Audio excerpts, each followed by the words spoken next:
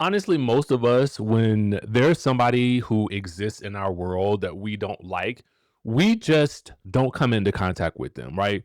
We as adults, especially for those of you guys who are around the age of 40 and above, y'all know what it is. You see somebody that you don't like or that you don't really mess with like that, and you just don't speak. You don't have to say nothing. You don't have to look their way. You don't have to even acknowledge their existence. And for me, I feel like I don't understand why Tamar just doesn't really get that. But I also sometimes find that Tamar is the architect of her own chaos. Okay. So we're going to get into exactly what's going on right now. Every time I think we're done with the Kandi and Tamar of it all, every time I think Tamar is out of the mix of drama, it seems as though she finds herself right back in there. Okay. And so I hate to have this conversation all over again, but we're here. Kandi has had to call out Tamar yet again. Okay. Yet again. Why is that? Well, because Tamar was on the morning hustle, okay? And the host, Laurel, asked about the run in that Tamar had with Kandi Burruss at Essence. In case you guys don't remember, let me actually go back to the moment in question and give it to you guys. You see this moment right here. Tamar is up on stage with some of the honorees. She reaches over, she speaks to Kandi, and Kandi kind of gives a little bit of a slight side eye. Tamar makes her comments after Kandi posts about her giving side eye, keeping it classy post. Someone says, because why the Atlanta crew starting to be the mean girls of Atlanta? So happy you chose love, Tamar. Your talent too great. Tell them to sing a note. Tamar says, I have the #1 movie of the summer. My dinner with Tamar tour is almost sold completely out, and I have amazing, iconic friends who love me for real. So for those who can celebrate and sing with us, I'm gonna be nice to the devil because God is so good to me. This is one of those types of situations where I would advise Tamar just shut the conversation down. Okay. Just literally when somebody asks you about it, and it's going to be Laurel's job to ask you these questions. But here's the thing, you can simply pull a Kelly Potter, who we got more tea on. You can pull a Kelly Potter and say, I'm not answering that. I'm not talking about that. I'm just not. I'm really not. I've got a sold out dinner tour. I'm doing the things, man. I got a new bowl haircut. You know what I'm saying? I got that good T-bars going. I am good over here. Okay. Because here's what ends up happening. And shout out to our friends over at the Jasmine Brand for catching this. During the interview, Tamar says, she don't want to beef with anybody. She was just greeting Kandi during an event and she was simply being respectful. That was the respectful things to do. Okay. She don't want beef with nobody but the devil. Okay. That's what Tamar says. All right. Now, here's the gotcha though.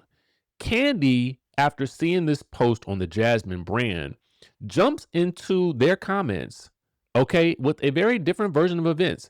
She says, no beef, question mark, but she was just calling me a bitch as she walked past me at a party last Saturday. I can't do the fake ish. Okay? Candy's comment appears to contradict Tamar's explanation that she doesn't want any beef. She says she had no regrets about congratulating Kandi despite their history. Tamar then says or suggests that the person who shared the footage of their interaction online was looking for attention and added that she isn't beefing with anyone but the devil. Okay. Now, we haven't heard back as of yet as to whether Tamar has responded, but of course, fans are already going back and forth about this. So while we are actually here now, let's take a look to see if there has been any updates from the Tamar.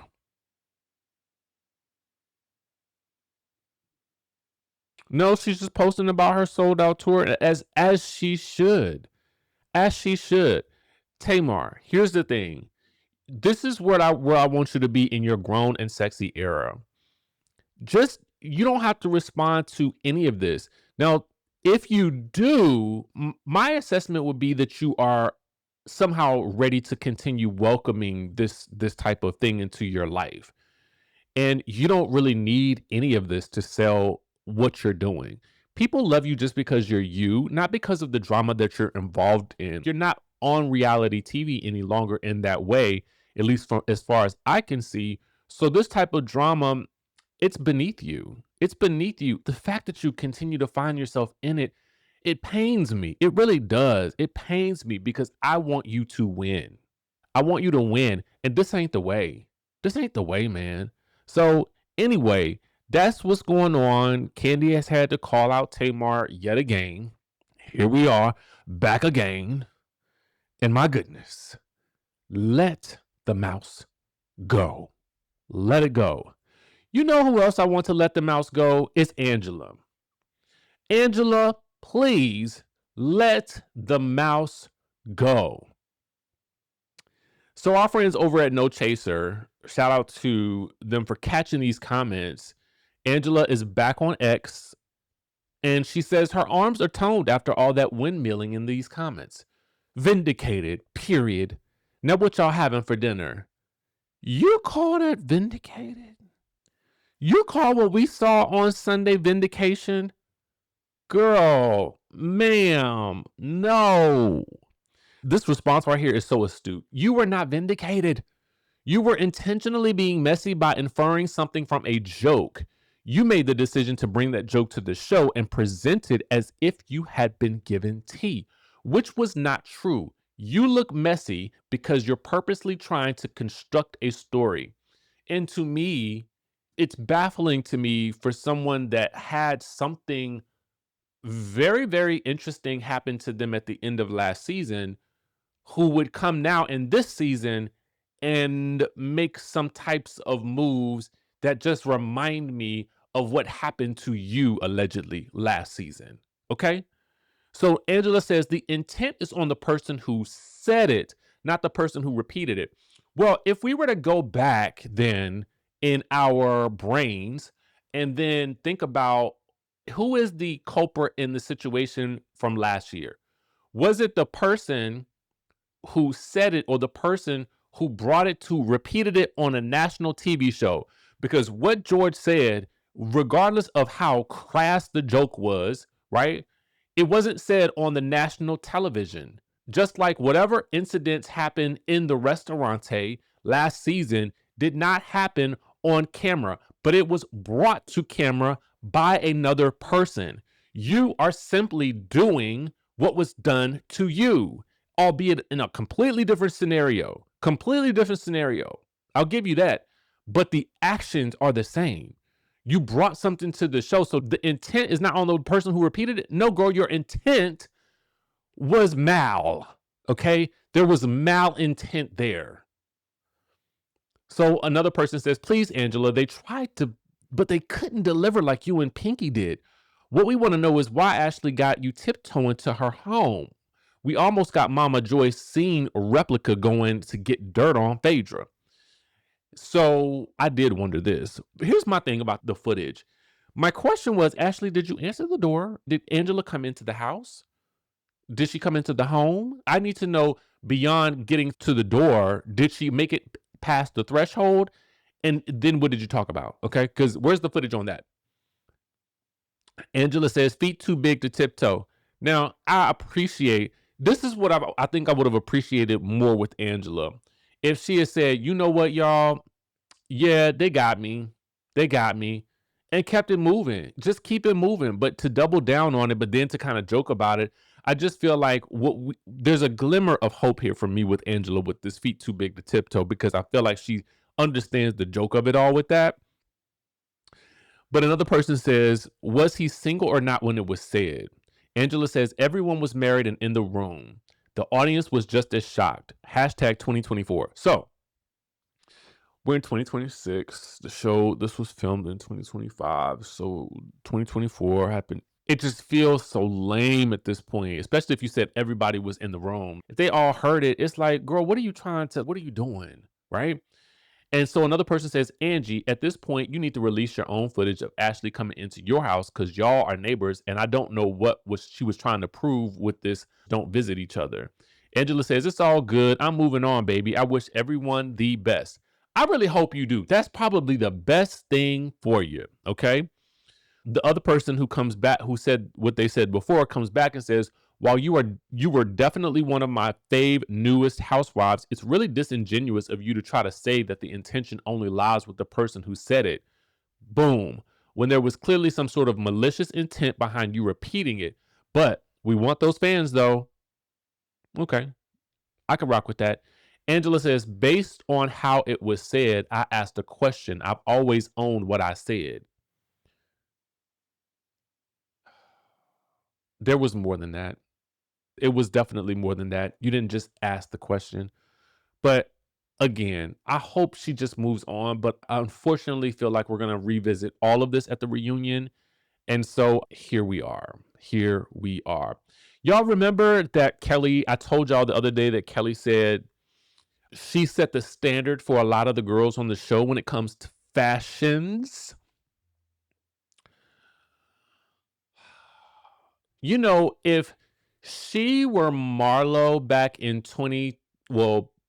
season 4, then I could maybe see Marlo saying this, but I don't think I could see her saying it in 2026. Now, if she is saying that she set a standard with the girls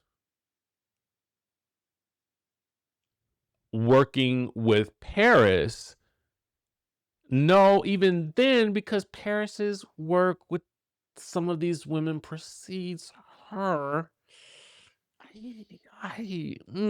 Carlos says, in what way? Well, you know, the girls came out to play, baby. And Drew Sidora is like, a true fashion girl never has to announce it. The outfits speak for themselves. And she tags Marlo Hampton, Sanya Richards Ross, and Sheree Whitfield in a fashion-filled throwback in what appears to be is this a grayish sort of combo set we have going on? All I know is they look good. Okay. Bada bing, bada boom. So the girls have some things to say about Kelly saying that she set the standard. Here's the thing that I did again take away from that whole situation with Miss Kelly. I told you I was going to bump like this is that I need my housewives to have a certain level of delulu. But you know, when the girls can prove you wrong, more power to y'all. Anyway, y'all let me know what y'all think in the comment section down below. That's the news that we got for y'all this morning. Make sure you guys keep it locked on the channel for more. Subscribe to this video if you haven't already done so, and I will catch you in the next video.